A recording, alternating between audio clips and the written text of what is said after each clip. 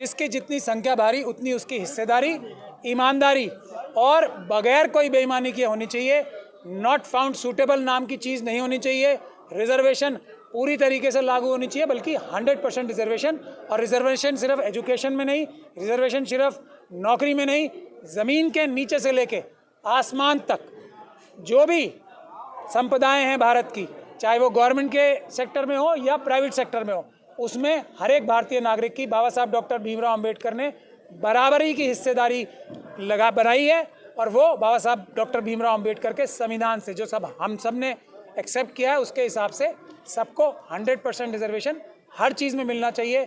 नौकरियों में, गवर्नमेंट में, मंत्रियों के पद में, प्रधानमंत्री में, सब में रिजर्वेशन होना चाहिए। जैसे रोस्टर बनता है ना गवर्नमेंट जॉब का, वैसे ही प्रधानमंत्री और चीफ मिनिस्टर की पद में भी भले ही रोस्टर बनाना पड़े, लेकिन हिस्सेदारी सबकी होनी चाहिए। सर, ये 24 के चुनाव से पहले ही मुस्लिम महापंचायत क्यों? क्योंकि चुनाव से पहले देखिए, लोगों ने राजनीति को एक बहुत ही गंदी और घिनौनी चीज़ की तरह देखना शुरू कर दिया है, लेकिन ये बात सही नहीं है। राजनीति संविधान के तरीके से सबसे अच्छा रास्ता है सबको न्याय दिलाने की। बहादुरी के साथ अगर संविधान का प्रयोग किया जाएगा तो हर एक व्यक्ति को न्याय मिलेगा।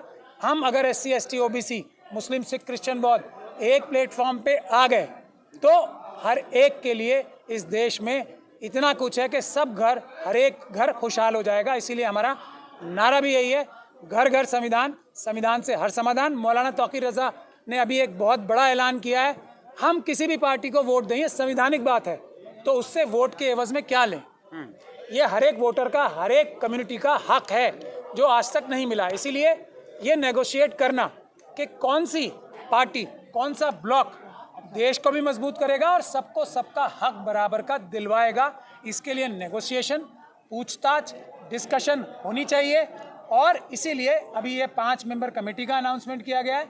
ये सभी पॉलिटिकल पार्टीज से अप्रोच की जाएगी और उनसे पूछा जाएगा कि वो क्या देना चाहते हैं, क्या वो 100% रिजर्वेशन के लिए तैयार हैं, ये पूछा जाएगा।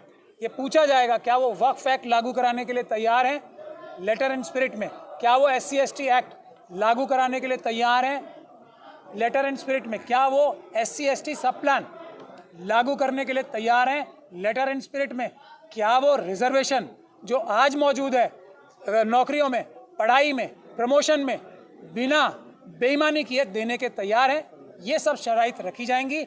जल, जंगल, ज़मीन का अधिकार क्या वो ट्राइबल्स को देने के लिए ईमानदारी से तैयार हैं, और उसके सबूत भी हासिल किए जाएंगे कि वादा खिलाफी नहीं हो, इसके लिए भी हम तरीका ढूंढा जाए। तीसरे मोर्चे की बात की, क्या इंडिया दूसरा गठबंधन काफ़ी नहीं है, उसमें तमाम सभी पार्टियां मौजूद हैं?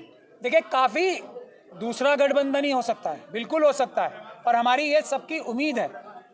मुस्लिम महापंचायत में जिसमें SC ST OBC सब शामिल हैं, हमारी ये उम्मीद है, कोशिश है कि किसी तीसरे गठबंधन की तलाश की ज़रूरत ही ना पड़े। लेकिन इसका मतलब ये नहीं है कि जो संवैधानिक हक हैं वो हक छोड़ दें। सब हक सिर्फ एक ही तरीके से हो सकते हैं, 100% रिजर्वेशन, 100% रिजर्वेशन हर एक के लिए होनी चाहिए। अगर कोई धार्मिक ग्रुप भी है तो उसमें जो सब ग्रुप है ना उसके, या कोई जाति भी है, उसके अंदर सब जातियां भी हैं, उसको भी उसकी संख्या के हिसाब से ही रिजर्वेशन मिलनी चाहिए। इस बात का भी हमारी मांग। सर, EVM क्या रहते हैं 2024 में जो फाइट करना मतलब पॉसिबल है? EVM का ऐलान भी अब ये कमेटी बन गई है। हम सभी पॉलिटिकल पार्टी से सबसे पहली रिक्वेस्ट ये भी करेंगे कि सब मिलकर, और हम मिशन सेव कॉन्स्टिट्यूशन तो पहले ही ऐलान कर चुके हैं, EVM के खिलाफ एक बड़ा आंदोलन सड़क पे शुरू किया जाएगा, उसका भी हम ऐलान पहले ही कर चुके हैं। अब 18 के बाद, आज के बाद हम उसका तारीख भी मुकर्रर की जाएगी और आप सभी लोगों को बताया भी जाए। सर, कोई भी मुस्लिम अगर आगे आता है, नेता आता है, तो उसको लगातार BJP से जोड़ा जाता है, तो आप लोग भी तो छूते नहीं रहेंगे? आप लोग भी कहा जाए कि आप भाजपा से मिले, उनके एजेंडे पे काम कर रहे हैं? उन्होंने बहुत कोशिश की, डायरेक्टली इनडायरेक्टली हम पे बड़ा दबाव बनाया कि आप ये ऑल इंडिया मुस्लिम महापंचायत में, आज भी आप देख रहे हैं ना पुलिस कितनी खड़ी है बाहर। आपने किसी और ऐवान गालिब में पुलिस देखी है इतनी कभी भी? अमित शाह साहब के और दूसरे लोगों के दिल में धुकधुकी उठ रही है। किस बात से?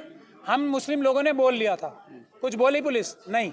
जैसे ही शेड्यूल कास्ट कम्युनिटी के लोग बोलना शुरू हुए, वैसे ही पुलिस यहाँ आके बार बार अंदर घुसी कि अब हम इनसे रुकवाना चाहते हैं। यही नब्ज है, यही जहर है जो हम लोगों ने पकड़ लिया और उसका इलाज भी पकड़ लिया है। आपको देखिए, हमसे RSS चाहती है कि हम भी बाकी लोगों की तरह सिर्फ और सिर्फ मुसलमानों की बात करें। तब हमें क्या लालच दिया जा रहा है? सारे टेलीविज़न, सारी मीडिया आपको कवर करेगी, प्रोमिनेंटली कवर करेगी, आपको बसेस का इंतजाम कराया जाएगा, आपको वसाइल दिलवाए जाएंगे, आपको हर सुविधा मुहैया कराई जाएगी। लेकिन अगर आप मुस्लिम महापंचायत में SC ST OBC और माइनॉरिटी की बात करेंगे तो आपको नहीं करने दिया जाएगा। और ये पूरी ताकत सरकार ने लगा रखी है कि हमारे प्रोग्रामों में मुखालफत करे, खलल डाले। कोर्ट में भी हम अगर परमिशन लेके आते हैं तो कोर्ट को भी ये कहते हैं कि 10,000 से ज़्यादा लोग नहीं होने चाहिए।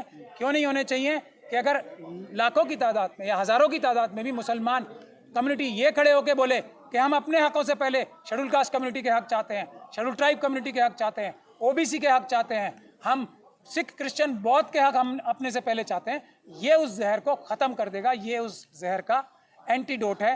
तो ये इल्ज़ाम जो लगते हैं वो हम लोगों पे नहीं लग सकते, क्योंकि हम RSS और BJP की चालों में आने वाले बच्चे नहीं। एक तरफ बात की गई संविधान की, आइन की बात, और दूसरी तरफ बात बाबरी मस्जिद, मथुरा काशी को लेकर सड़कों पर उतरने की लड़ाई की बात जो है वो की गई दूसरी तरफ। ये संविधान की बात है ना, हाँ। आप समझ लीजिए इस बात को। आ जाइए ये जो प्रोटेस्ट की बात होती है, ये जो प्रोटेस्ट की बात होती है, ये किस लिए होती है? ये प्रोटेस्ट की बात इसीलिए होती है, ये भी संवैधानिक अधिकार है ना। पीसफुल प्रोटेस्ट संविधान का सबसे बड़ा रास्ता है। जनता जो है हमारे देश की, वो जनता देश की मालिक है। चीफ जस्टिस ऑफ इंडिया, मैं कह रहा हूँ जुडिशरी के सारे जजेस जनता के नौकर हैं, चीफ मिनिस्टर्स हमारे नौकर हैं, प्रधानमंत्री हमारे नौकर हैं। अगर नौकर जो पार्लियामेंट है वो हमारी नौकरों से भरी हुई है, क्योंकि MP हमारे नौकर होते हैं। तो अगर नौकर जो वादे करते हैं, जिस शराइत पे हमने उन्हें नौकरी दी थी, अगर वो वादा खिलाफी करें तो क्या मालिक जो है बिल्कुल बेसहारा हो जाएंगे?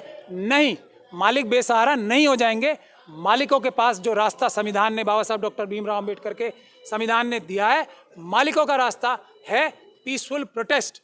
सरकारों को मजबूर किया जाए, MP MLAs को, चीफ मिनिस्टर्स को, प्राइम मिनिस्टर को ये कहा जाए कि इस मामले में आप हमारी रिजर्वेशन जो ख़त्म कर रहे हो, जो सेंसस नहीं करा रहे हो OBC का, इसलिए हमने आपकी ताकत जो हमने दी थी आपको वो हमने वापस ले ली। ये है पीसफुल प्रोटेस्ट का तरीका। इसीलिए आपने देखा होगा किसान आंदोलन हुआ, प्रधानमंत्री जी ने माफ़ी मांगी और वापस लिया, गलती मानी।